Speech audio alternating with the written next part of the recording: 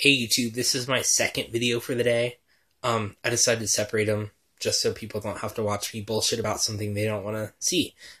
So I promised a hysterectomy video. Yeah.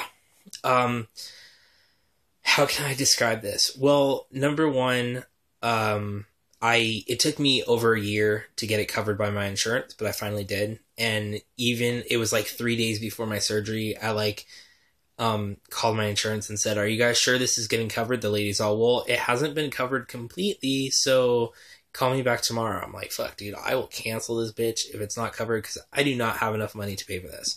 So I called them back the next day at 5 o'clock like they asked me, and they said, "Yep, everything's being covered." So thank God. So doing bowel prep really sucked. I don't recommend it at all. You're in the bathroom fucking 24/7 while you're doing bowel prep. Actually, at night it wasn't really that bad.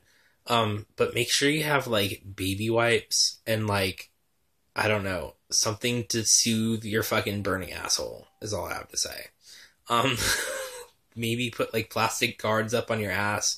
I should duct tape that thing. I don't know, dude. It just fucking sucked a lot. And then during surgery, actually, okay, the first thing I remember when I woke up from surgery, I was still on the operating table and they obviously just got finished and they were just about to move me and the lady was putting a pad on me. I'm like, oh yeah, fuck, dude, I gotta wear a pad. I forgot I'm probably gonna be bleeding forever. So they moved me from the table and I remember it hurt, I remember something hurting, but I don't remember exactly where. And I remember them moving me, and it really hurt when they moved me, but I was still kind of out of it. So I was like, whatever.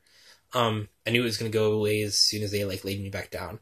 So I was waking up from surgery, in the recovery room, fully waking up. And of course I was thirsty and whatever.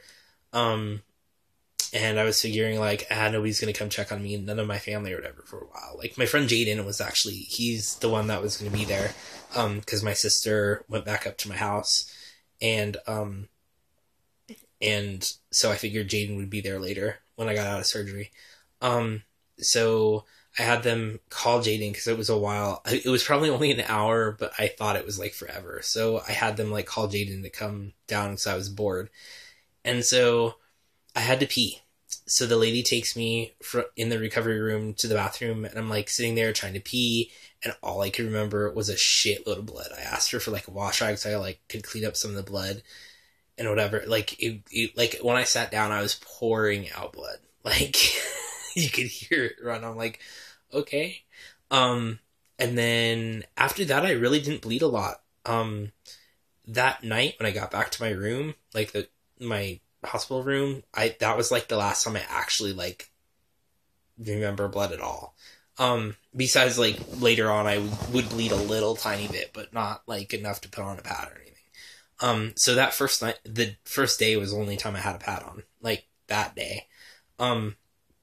Thank God, because I've heard a lot of guys say they have to wear them for a long time. So I tried to go pee and I couldn't pee, and then I tried again and I couldn't pee. And I told the lady, dude, you might have to catheterize me. So I felt I really had to pee. I'm not a big peer. I don't pee a lot.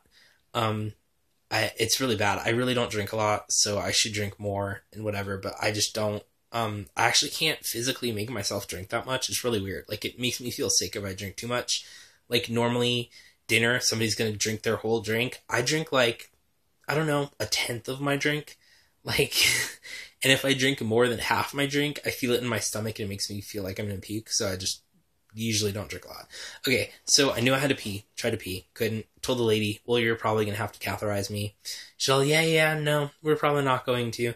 And then I really had to pee again. And my friend Jaden couldn't find the lady. And so she finally came up and actually put a bedpan under me. Dude, I tried to pee. I really did. I tried really hard to pee. I think part of the problem was because you have your butt, your uterus, and then your bladder. And I think maybe I was using my uterus to push to pee. I don't know how that works, but maybe, or that space was there and my bladder didn't know what was going on. And I don't know, but I couldn't pee. And the lady's all, well, then you really don't have to pee that much. I'm like, okay. And then at that point I was crying because it hurt so much that I had to pee, and my friend Jaden like found the lady and said like, dude, you need to like do something with him because he's like freaking out. Mind you, the lady was like pumping me full of meds like all the time, so I'm like higher than shit, but like I knew I like, dude, just throw a catheter in me. I don't even care. Everybody could watch. I don't even fucking care. Put a tube up there. I just don't care. So she came with some little bladder scanning machine or some shit. Never seen him before, but she scanned my bladder. She's all, oh yeah, you're really full. Yeah, no shit. I told you to fucking catheterize me. So she comes in with the catheter and does it and whatever. And that made me feel a lot better. But I was in the recovery room for about 7 hours, because they didn't have a room for me. So I finally got to my room, and I was supposed to be up walking a long time before. Like, I think it was 2 hours after surgery, I was supposed to be up and walking, trying to get the gas bubbles because they pump you full of gas. And I didn't walk for about 10 hours or something after surgery, which is really bad, by the way. When my friends went home after I got to my room, they were hanging out and whatever, I got up to walk, which didn't hurt that much. It hurt a little getting up just because it was like sore or whatever. But I got up and I walked around and I tried to sit back down on my bed and the gas bubbles moved. One was up on my shoulder and my neck, which really, really hurt. But that wasn't the worst. Like, I could have tolerated that pain. Like, I have back pain a lot. Neck back pain. I messed up a disc. So, like, I have pain a lot in my back and neck. And, like, I could usually handle it. Like, a lot of pain. I could usually force... It's really weird. I usually have a headache, but I don't know I have a headache until I'm really grumpy. And, like, it gets really bad to where, like, I'm dizzy and stuff. And I'm like, oh, I have a headache. Because I, like, push the pain away. It's really weird. I could do that with a lot of pain, but this pain, not possible. There was a gas bubble that got stuck in between my rib and my lung. Holy balls. I don't know how that bitch got there, but it fucking hurt. Like, I could not move. I got in one position and like, breathing hurt, talking hurt, moving hurt. Like, I could not like lay down or sit up, and it hurt so bad. I was one of those freaks that was screaming. Like, it was probably 1 o'clock in the morning.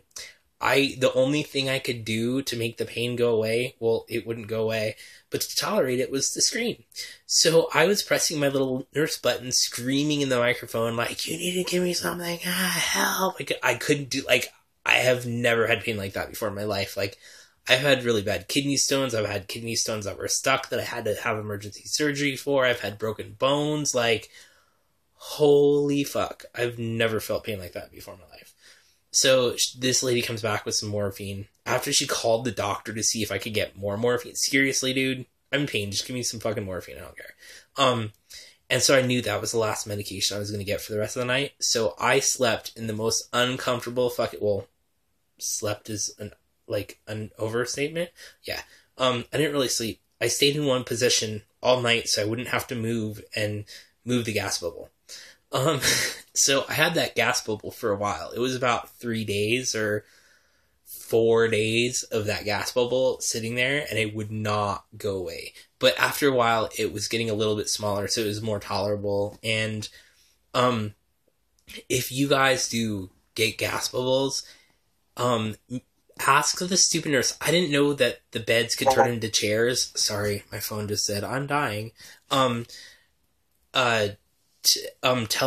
the nurses to change your bed into a chair, because sitting position is so much better. I actually slept one night in one of the uncomfortable chairs, not knowing that my bed turned into a chair. And the nurse came in and said, like, you're not allowed to sleep in that chair. I'm like, I don't give a fuck. I'm sleeping right here because I can't lay down and I can't get in my bed. It hurt so much to get in and out of the bed. It was ridiculous. But other than that, like, the whole healing process went well. I ripped one of the muscles that they went through with the, like, whatever they go through it. So my abdomen muscle or whatever, I ripped it because I was lifting something like a week later, maybe less, something heavy or something, and I ripped that muscle. So that took a while to heal. It took about another, 3 weeks after my initial healing happened for that to heal. But then I was cleared for everything within like 5 weeks. I think I was able to go swimming. Maybe it was 6 weeks. And then ever since, like, I've had no problems except hormonally. Like, it's kind of messed with my sleeping. I can't sleep very well. Not that I've ever really been able to sleep, but it's worse now. Like, way, way, way worse. I don't know if I have to retrain myself. I've been trying to, but it's just hasn't been working. So I'll sleep for about 2 hours and wake up, 2 hours and wake up, 2 hours and wake up. So that kind of sucks. So I try to drug myself to go to sleep most of the time. And actually my stupid doctor, because my neck stuff and I can't take normal pain medication. So when I got home from surgery, I was on Dilaudid, which is hydromorphine. I was higher than shit. Oh, and then I couldn't pee then too, so I had to get more catheters. So I had 2 catheters, like 3 straight caths. My phone is still gonna die. So yeah, it was a okay experience. It got done. Yeah, I gotta go. My phone's gonna die right now. Okay, bye.